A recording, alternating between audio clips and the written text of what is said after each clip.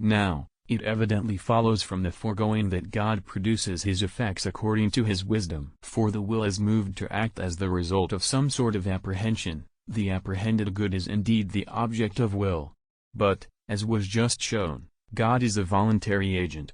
Since in him there exists intellectual apprehension, no other kind, and since he understands nothing except in the very act of understanding himself, and since this act is itself an act of wisdom, it follows that God produces all things according to his wisdom. Moreover, because every agent produces its like, it necessarily acts in keeping with the way in which the likeness of its effect exists in it. Fire heats according to the measure of heat present in it.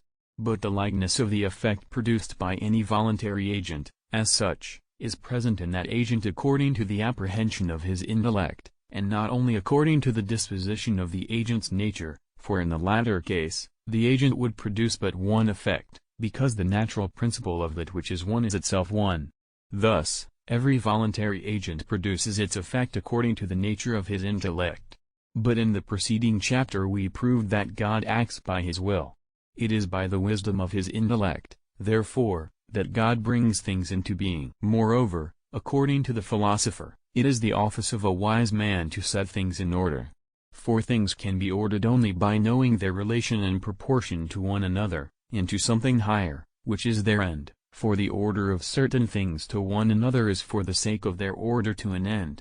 But only a being endowed with intellect is capable of knowing the mutual relations and proportions of things, and to judge of certain things by the highest cause is the prerogative of wisdom. All ordering, therefore, is necessarily effected by means of the wisdom of a being endowed with intelligence. Even so, in the world of the mechanical arts, the planners of buildings are called the wise men of their craft. Now, the things produced by God have a mutual order among themselves which is not fortuitous, since this order is observed always or for the most part. That God brought things into being by ordering them is thus evident.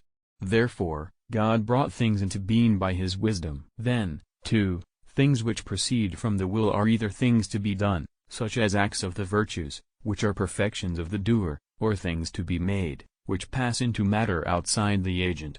So it is clear that creatures proceed from God as things made. Now, as Aristotle says, art is the reason concerned with things to be made. All created things, therefore, stand in relation to God as products of art to the artist. But the artist brings his works into being by the ordering of his wisdom and intellect. So, too, did God make all things by the ordering of his intellect. This truth is confirmed by divine authority. For we read in a psalm, "You have made all things in wisdom," and in the book of Proverbs, "The Lord by wisdom has founded the earth." Excluded hereby is the error of those who said that all things depend on the simple will of God, without any reason.